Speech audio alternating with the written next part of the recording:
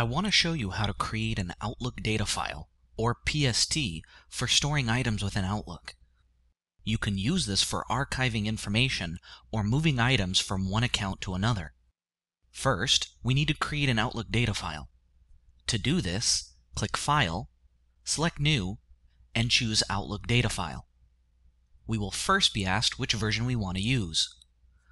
The two options are the new Office Outlook PST format or the old 97 to 2002 Outlook PST.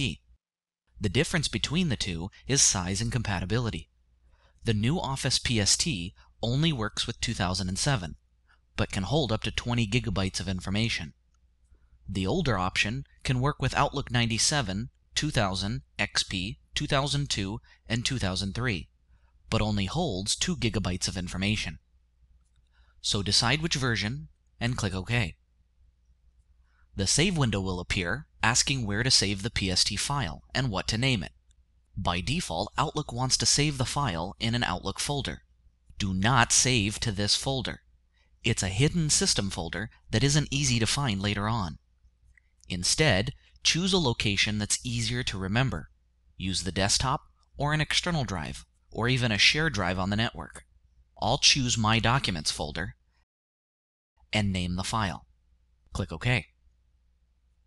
The next question seems redundant because it's asking for the name of the PST file.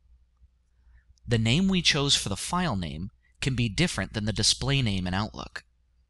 I can name the file My Stuff, but in Outlook it can display as Archive 2010. Usually I just make sure the name of the file is the same as the display name, so I don't confuse myself. The password is optional and is great if we're storing this file on a shared drive and don't want someone to accidentally open the file and get into all my personal information. I'm going to skip it and click OK. Done. Now, under our Mail section, there should be a little folder icon with our PST name and a little plus symbol that expands the file menu. Right now it's empty except for the Deleted Items box. In order to store information in this folder, we need to create specific folders. To create a folder, simply right-click the header name, choose New Folder, and give the folder a name. One of the most important steps is to make sure the correct item type is selected. If I want the folder to hold mail items, make sure Mail and Post items are selected. But if I want contacts to be stored, click the drop-down list and choose Contact Items. Also, make sure the PST folder is selected so the folder is stored in the correct location. Click OK, and the folder is created as part of the PST. I will create another folder for Contact Items and make sure it contains Contact Items.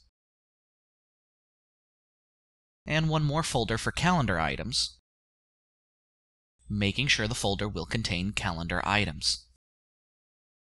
To move mail items from the inbox, switch to the Inbox folder. Select the email and simply drag and drop to the PST folder. The mail item is automatically moved to the Mail Items folder. If it needs to be back in the inbox, simply drag and drop the item. If we would rather create a copy of the item or items, we first need to select the files. Select several files in a range by selecting the first file, holding down the Shift key, and clicking the last file. If I want specific files, we can start by selecting the first file and holding down the Control key and selecting the individual files. Copy them by clicking Edit and choosing Copy. Switch to the Mail Items folder and again click Edit and choose Paste. Copies of the file will now be in the Mail Items folder and the originals will still be in the inbox. Contact items can also be copied or moved into the PST folder. Switch to Contacts, and notice there's now a second folder called Contact Items in My Stuff. Select the contacts, and click Edit, Copy. Switch to the PST folder, and click Edit, Paste. Now we have a copy of our contacts. Storing calendar items can be a little tricky. Switch to the calendar and I'll show you how it works. Again, notice that we have a new calendar called Calendar Items in My Stuff.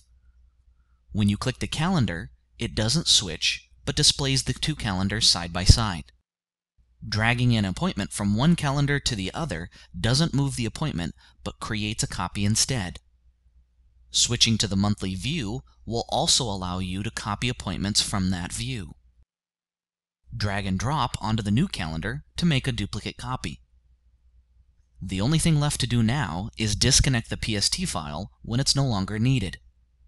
This doesn't delete the file, only disconnects it from Outlook. Switch back to Mail, right-click on the PST folder header, and choose Close My Stuff. The PST file is closed and disconnected from Outlook. Now it can be moved to another computer, shared drive, or external device.